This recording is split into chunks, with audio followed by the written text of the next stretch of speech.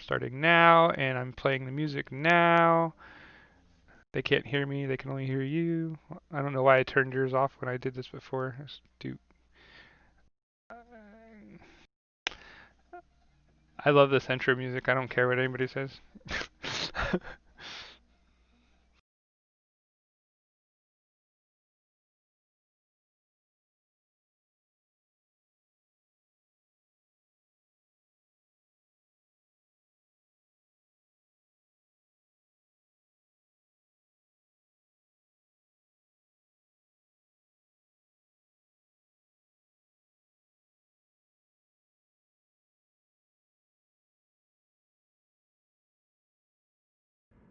And I'm Jupiter from Manlius, New York. Welcome back to this art corner that we've been doing called Burn the Stockpiles. Yes, it's Burn the Stockpiles, not Burning the Stockpiles, I believe. I think is what we went with, so we were not directly infringing on the wonderful piece of artwork we did in our first episode. But again, we're here to look at some more art and put it to the critique. And I have with me my co host. Sir Rexalot, also known as Dominic from Canada. Yeah, Sir Mixalot. So we are here and we have this wonderful piece of art to talk about today. I chose it because I think it's actually very cultured and I think it's going to be a good topic to talk about. The card's name is Dominic. Oh, you're putting me on the spot. I'm going to try it once. It's Calipigian, the Calipigian ideal. Calipigian. Calipigian, you nailed it. I just checked it with Google. She said it's the same. So from here on out, we're calling it the ideal because we both worked very hard to make sure that we got it right the first time, and we don't ever want to say that word again. Even though it's going to come up again in other things we talk about. But anyhow, so the ideal. Here's a wonderful piece of art. Dominic, why don't you give us the rundown on who the artist is that painted it? Yeah, sounds great. So the artist that we have here is from the U.S., Washington,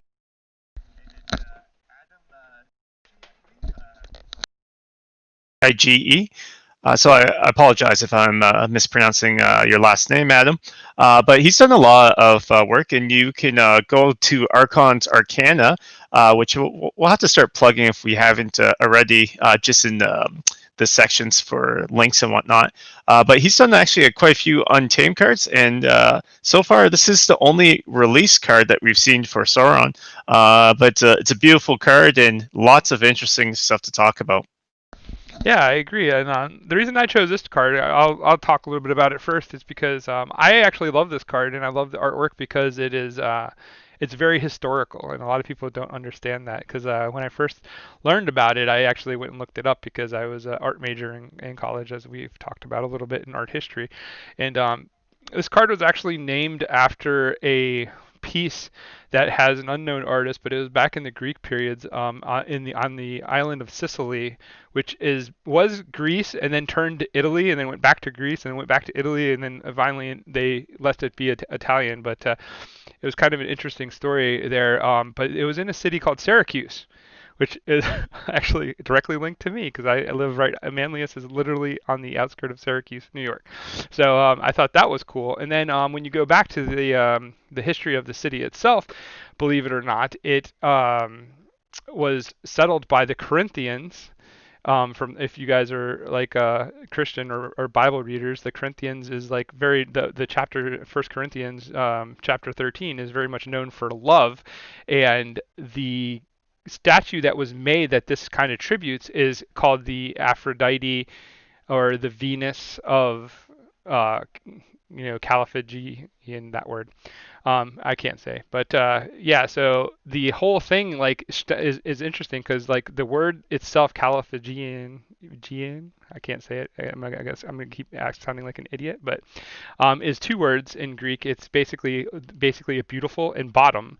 And so here in this piece of art, we have this lizard like basically sculpting one of the monuments. We don't exactly know which monument this is, but he's basically taking a lot of time to make sure that the tail, which I'm assuming in the Saurian hierarchy, has a lot to do with the dinosaur's beauty, right? And that kind of makes sense. So here's an artist putting a lot of work in with his like tools. The tools I think are laced with ember of some sort as well. That's what it kind of reminds me of because they're all glowing and they all have this thing. So he's getting like a super value out of this marble that is interesting. So that's the history lesson for the day on where this piece was originated from. But basically, it's the let me bring up the actual name. The name of it is. Did I close my window like a silly guy? I Like did. the name of the statue that originally came from. Yeah, it's like the Aphrodite, or the Venus of Yeah, so Calo. it looks like it was known as three things. So it looks like it was known as Venus Callipyge, Aphrodite Callipygios, and again I apologize because I'm butchering this to no end.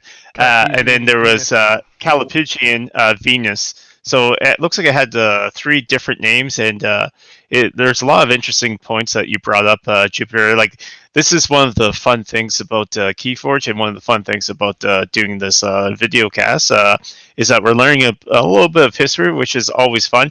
And looking this up, I know that Brad Andreas, one of the designers for Keyforge, like talked about this briefly. I think it was either in the Crucible cast or just in talking with the community on like on Facebook or whatnot. And people were linking it to it's like, hey, it's literally the beautiful butt, and it's just a kind of funny context in that aspect, but also an interesting thing because you go, hey, I love Keyforge, and for those that want to get their kids into the games, a little bit of a stretch, but getting their kids into the games. I remember when I was a kid, like one of the things my parents used to do was like, hey, you're interested in this stuff. Did you know that this is actually linked to this? So for the parents out there or people that want to have a little bit of trivia, you can get your kids potentially interested not just in Keyforge but a little bit of history as well, right?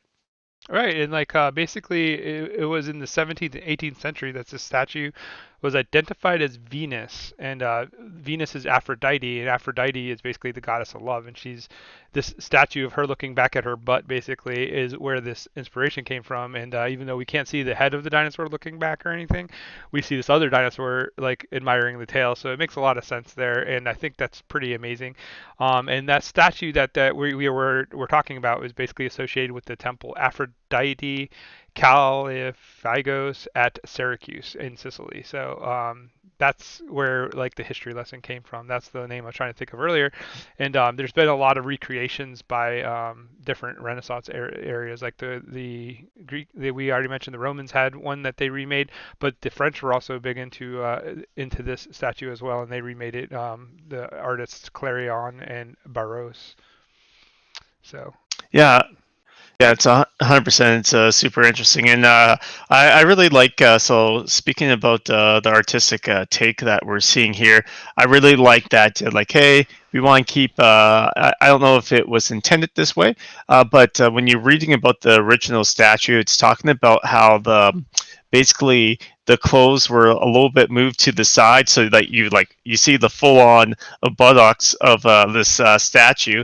And if you read a little bit of the history, so we talked about a little bit, but a little bit more is that apparently the statue's head was either lost or hmm desecrated, and so they had to remodel it a yeah, few times. And I don't know if the original head was like this, but because they're saying like, hey, it's a beautiful buttocks, they actually when they resculpted it, they made it so that the female is actually looking back and she's looking at her own butt, being like, "Yeah, I got a nice butt. Like it's pretty fine." And then the artistic take to put it back on the Keyforge, we don't see the statue itself, but I love the idea. Is like, hey, we don't have the butt showing in the art, but what we do have is that he's the artist here is squared on to the rear end of the statue. He's like, hey, yeah, I think this is looking good, and replacing the butt per se, and you and Jupiter, you can let me know what you think with like the tail instead. So like instead of the butt, we're looking at the tail as the main thing here, and it's just a funny little thing I find.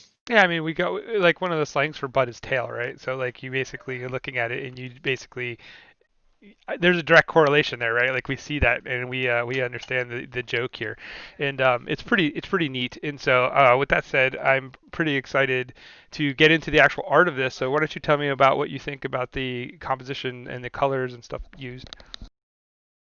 Yeah, for sure. So I really like this card art, and when looking at the card itself, like when I'm playing the card, I was like, yeah, this is a pretty interesting. And the art that you see here for the viewers, uh, pretty much is all captured in the card. There's not too much that is lost, and I love that your focus is my focus when I first see it. Um, when I look at the card, is the actual dinosaur itself, and then I'm kind of focused on the statue. So I'm not sure if that's a loss or a gain, but my first thing I noticed right away is the dino. And it's a great looking dino. He looks like he may not be royalty himself, but he looks like he's a famous artist. Like he doesn't look like he's just like a low end artist. Like he looks like he's known for doing a lot of the monuments within the Saurian Republic here, and he's very colorful. I love that everything else is dulled out, and then to the actual monument itself. I think it would have been interesting if it stood out a little bit more, but it's also interesting that it looks like it's just a part of the history here. Fun and interesting aspect is that we see some of the rubble. It looks like he's working on it right now, but it doesn't look like it's like a brand new statue. I'm not for monuments. I'm not that familiar with what a new monument would initially look like, but that's what I'm seeing here. But yeah, the dino really pops out. The things that pop out the most is his tools. It looks like they've enhanced with amber, like we've mentioned. There's a few markings on the tail itself, as if like he's made some artistic strokes and is potentially thinking about adjusting those areas. You can see it on the tail where his hand is, his right hand, and you can also see near his tail at the bottom of the monument, there's some blue streaks. So I don't know if that's because of when he's cutting into the marble or whatever type of stone it is, that it's staying there and it's leaving a little bit of residue, but the end product, if you look at the other monuments, I don't think that's gonna stay type of thing. So that's my initial aspect. The other thing that's interesting is it looks like he's in some sort of building, but I like the lighting that you have here, where the lighting is really honing in on the statue itself. And if you look in the background, it's very hard to see on the card itself, but this extended art, this full art, you can see that there's other statues, and it's very blurred out, but there's other statues in the background that this person has worked on. There's some people that you can see, and again, this is you would have to look very closely, and I never noticed that at first. So that's a lot of words to say so far, but I'll pass it back to you, Jupiter. Oh, it's all good. I'm in and out. So like I've been working with Harlan. He just got out of the tub. But the I agree with everything you said. And like I the only thing that I will say is that I think this is his studio. Like I feel like he's in his Oh, okay, yeah. studio and he's working in his studio because if you look into the background off to the right side there, like into this area right here where I'm zooming into with my mouse right here, there's a bunch of other pieces of statues and like rough forms like of different things, like all against that back wall and stuff. So I kind of think that I feel like he's in his studio and doing his thing, and those are blurred out with intention because we want it seems like the light is really there to pop the dinosaur, and the light is also focused at an angle towards the statue because when you're working on carving and stuff and doing sculpture, you want good lighting to be able to see all of what you're working on and where you're at with that. So it feels like a studio to me, honestly. And what some of the composition elements that we have going on here too is I find it interesting that they used like a 45-degree tilt on the ground instead of a flat ground, just to get you to draw through the studio more. I think that's a good trick and a good perspective like technique where it also squares him off. And like even though like if you were flat, he would be bending over and kind of like into his work. This makes him look more upright and more like regal because he's standing straight up and he's basically using his fingers to square off what he's working on. But like if you think about this, if you turn the picture and turn it flat, like he's like bent over looking in up the tail area, and he's basically doing some like really touch up type looking um strokes and carvings on the tail to the upper part of it to me. And it's interesting that, like you mentioned, the blue lines and stuff like that. I think the blue lines are actually glowing from the tools that are in his pocket and in his mouth because of the light that's so hard coming in from the like upper left hand side. I Oh said yeah, 100%. I said we have a Harlan coming to visit. Oh, no worries. While he's visiting, I can talk it in for a bit. But yeah, so I totally agree that it's from the tools there, and it's interesting. I was actually, while you were doing that, I was trying to find one of my decks that has the card, because I'm looking at it on one of the sites here, what the card looks like. And it looks like they adjusted the lighting just slightly versus the full art. It actually kind of looks a little bit brighter, but overall, like I was mentioning, uh, this is one of the few cards where I don't feel like we're losing much of the art whatsoever. Mm. Uh, from the cropping of the card. The only thing we're really missing is the edges, and the edges don't do anything that I think is important, really, because everything's captured. You're really just missing a little bit of the bottom, but it's all stuff that is supposed to be in the background that's not important. So in this one, I don't think there's any story to be told about what's missing in the art from the cropping of the card. Yeah, I don't believe so either. I think it's like I said, it's just a studio background blurred out. This is the third set that they've been working on cards, so maybe like some of the artists are starting to kind of tune into what they need to get done for the card work, and not wasting as much time on the details on the corners and stuff. But at the same time, I think the blurred out like aspect that he used here is really nice because again, it kind of makes it like a portrait, right? Like it's almost like a portrait of the artist doing his work, and it basically makes the Saurian like it gives the artist like it's his due for doing what he's doing. And Uh, I think that he's also probably responsible for some of those monuments that we see in mass mutations as well. We were kind of discussing that as we were looking for who could this be, and oddly enough, the only dinosaur that is even remotely close to what this one looks like with the feathers and stuff like that, and kind of like this Velociraptor-looking type of dinosaur, is the Rexor Gallum, which he's kind of crazy in his picture. So I do not believe that they are the same dinosaur, but he's nowhere to be found as far as that goes. So maybe in the yeah, future. yeah, and that's actually one of the key things. So we're love to talk about the art on this show here, but there's always potential for those of you that play the card game or are playing the RPG, the Genesis RPG. And if you haven't touched that, a little shout out. It's a absolutely fun game and dives deeper into Keyforge. So I definitely recommend that. But yeah, this creature, this person may show up later on as a card, and I actually would like to see what that would do. I would have some theories. I think he would probably interact with artifacts, is what I would think. But that's probably for a different show to talk more about how that would work. Yeah, that's an interesting concept. What if he was when he was in play, artifacts captured like one amber for every creature you play afterwards, kind of like a stat, like one of those static effects, because he's an artist and he's capturing things. I don't know. It'd be fun. Lots of ideas. Oh yeah, 100% for that. So, uh, gang. So this is the initial art that we've talked about. So the initial view. Now this one's a little bit going to be a little bit trickier. So one of the things we do when we're talking about the art is that we like to say the idea of the card and how it relates to the art. So I'm going to be a little bit mean, and I'm going to let Jupiter give his opinion. So I'll say what the card does for those that are unaware.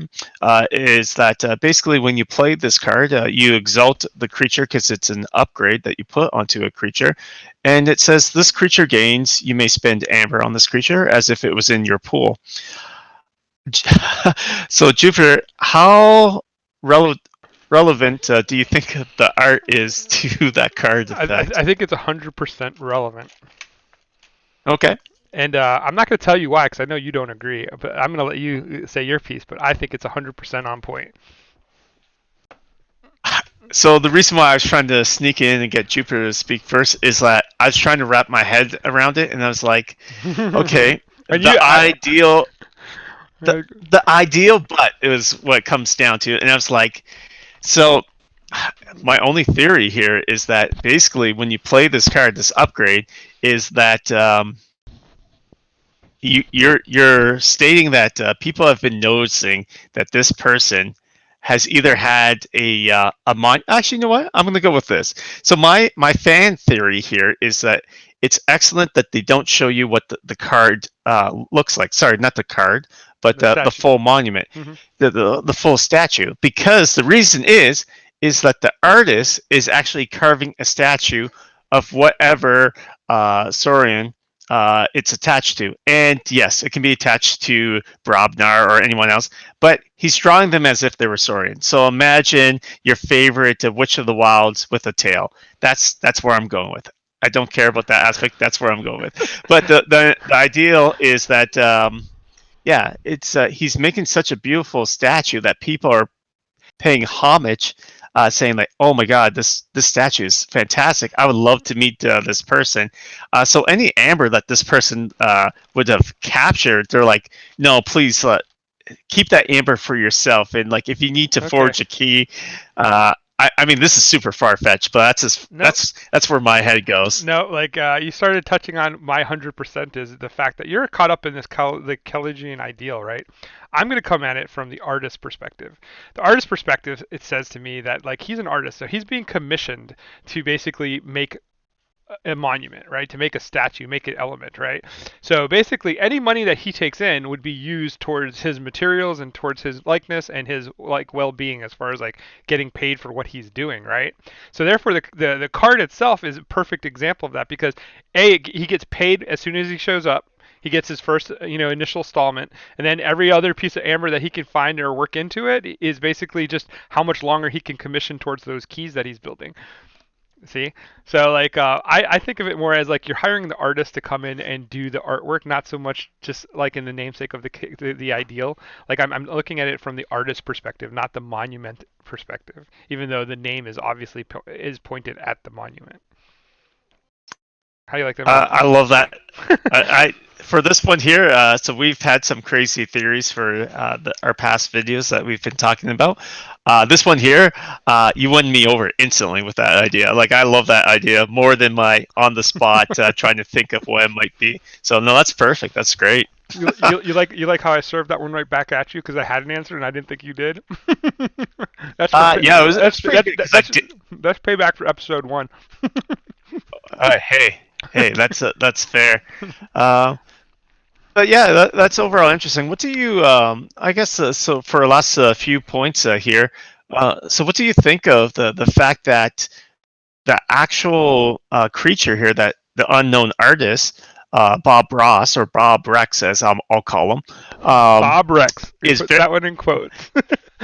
hey, I'm telling you, it's extremely colorful. But I'm finding the statue, and again, it's because it doesn't have much color. It's not going to have any color on it. But I'm finding the statue is not popping as much as I would potentially like it to be. But I'm trying to think of the era back then and like what they're trying to represent, and like they're not going to be crazy detailed in color. They're just going to be detailed in the actual design of it, I it, guess. But it, like it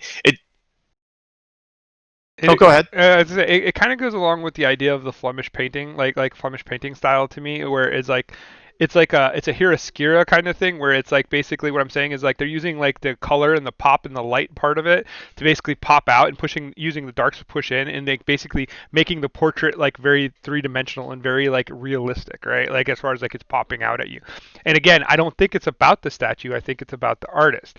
And I think that here is that's what you're getting is you're getting this very dulled background to make the artist stand out that much more. Basically, this is almost a tribute to the artist, even though he's the one working, right? Like it's almost like he has an apprentice that's doing a practice painting and practicing his portraiting on this artist while he's working on a marble statue. That's kind of how I feel about it.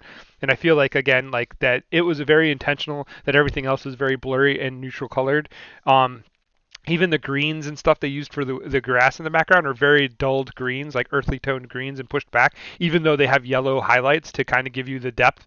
Like they're still very dull yellows, like they're very brushed over yellows.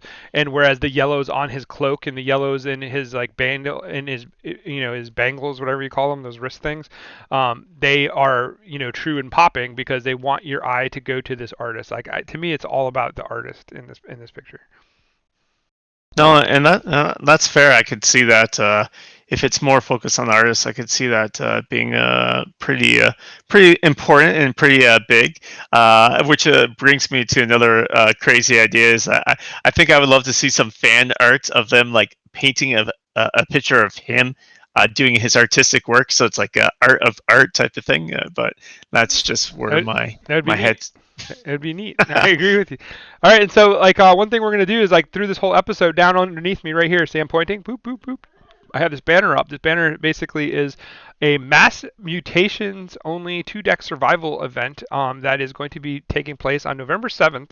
$10 entry fee, 80% of it's going back into the prize pool to pay the top 8 people, divided up into percentages. If you go to the website, there's a breakout of how we're going to do the percentages. And only 20% is going towards the league and helping with the next season of the league. And then if you sign up and you come to play, you have a chance to win 20 Dark Amber tokens created by Luxurious Playstyles, Maddie Casper.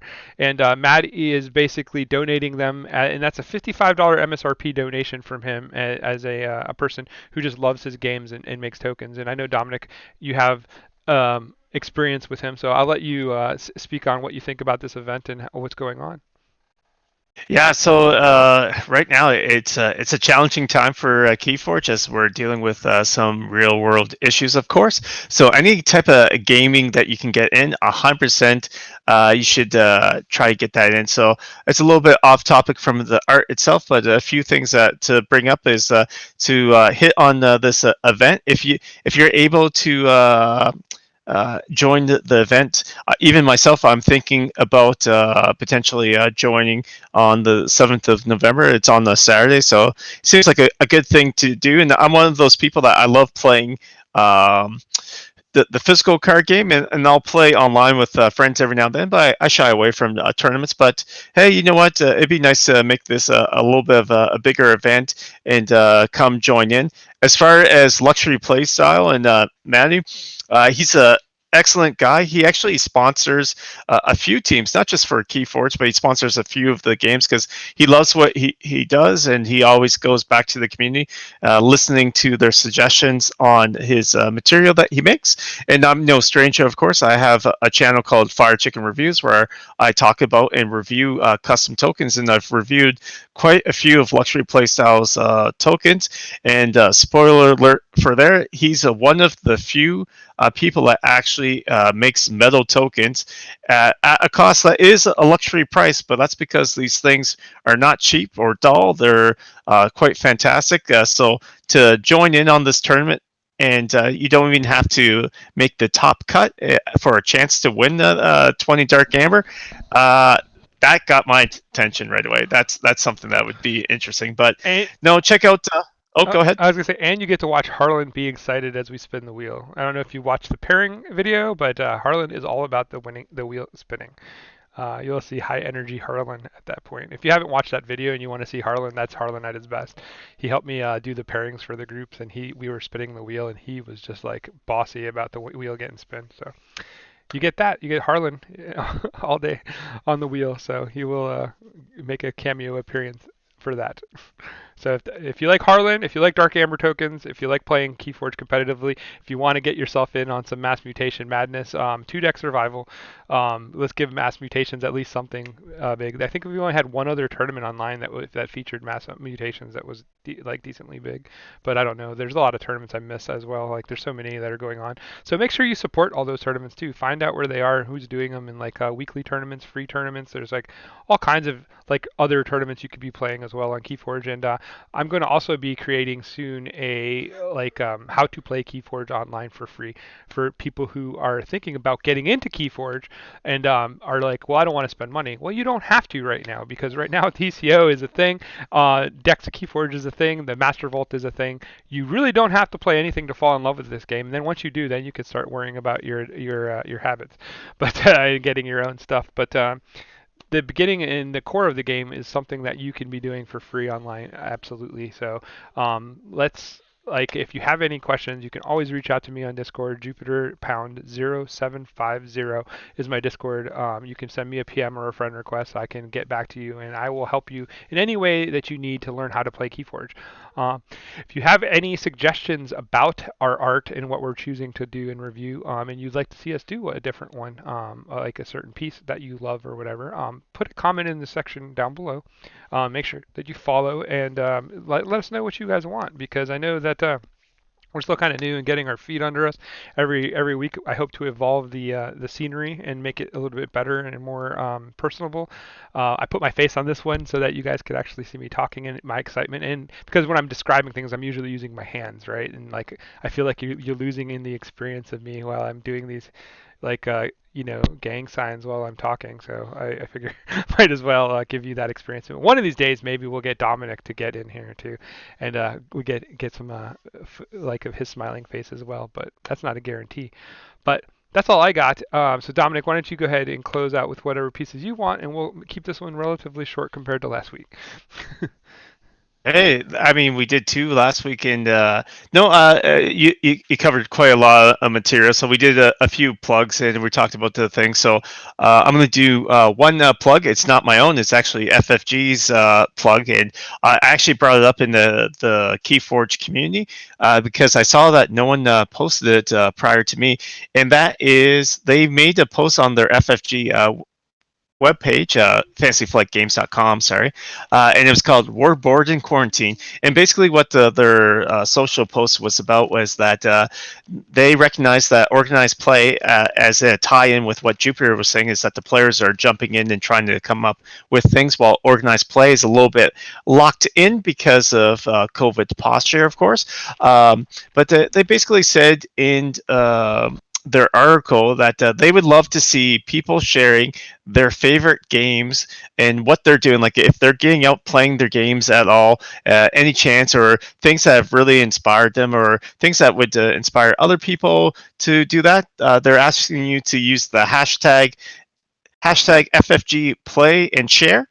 And if you post that on social media, whether that be Facebook or any of the other sources that I don't use as much, but if you use any of the sources, YouTube or anything else like that, putting that hashtag, that they may reshare it potentially on the Crucible Cast or on their other social media sites that they have. And there's actually going to be some potential prizes. A lot of them are digital prizes right now, but they're thinking about potentially expanding that depending on the interest to other stuff. So I got into the KeyForge group. There hasn't been many hits on it yet, but hey, we're doing a video cast on the art of KeyForge. That's one thing. Maybe you're playing the game with your kids or your friends, or you're finding unique strategies to get games in, whether that's on Skype or whether that's on TCO or anything else, playing not just KeyForge, like Legend of the Five Rings, L5R, and Arkham Horror, a bunch of games that FFG makes, of which I will not lie to you, I'm a huge FFG fanboy, so a lot of these games I still actively play. But yeah, I thought that was interesting, getting the community involved, because yeah, it's tough times right now, so we want to make sure that we're talking to each other and having fun and showing what we're doing to get by right now, because this is what we got. So I thought that was a beautiful idea, definitely worth sharing. So we got our if you want the KeyForge Premium League and you want to play at the competitive level, we got that. Jupiter is offering new players to come and just harass him and show you how to use TCO. You can basically come onto the KeyForge Facebook group. And if you're part of that, if you're not, I highly recommend joining it. And there's people that are more than willing to teach you the game. You can ask, like, hey, does anyone want to play?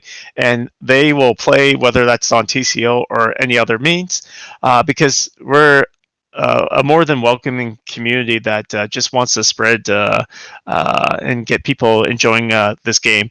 That's pretty much all I got. I probably rambled there a bit, but yeah, that's what I got is on my side, Jupiter. That's all good, and I agree with you 100%. The key to it is having fun, right, and basically getting into the game and getting involved. If you come and learn from me and how to play and stuff like that, I'll even ship you from some decks that you learn to play with me with. I will do that for you. So, with that said, like, play Keyforge. Keyforge is a great game. Has great art. Has great things going on. There's lots of people that are trying to keep it relevant during this COVID process, and it's not easy, right? Like we are definitely in a different world at this point. So. With all that said, we will be back again next recording next Wednesday, and that means it'll be up either Wednesday night or Thursday morning kind of deal. But we are doing this because we like it. So if you have something that you really want us to see us do a review on or talk about or come up with wild stories about, let us know. We try to keep these relatively between 30 and 45 minutes like per week, so that, to keep it easy. But sometimes we can be long-winded. We both like to talk. So with that said, I am Jupiter from Manlius, New York, and you can say goodbye, Dom, and we'll give it a go. Sir Rex the Lot signing out. Baby got butt. Very fair.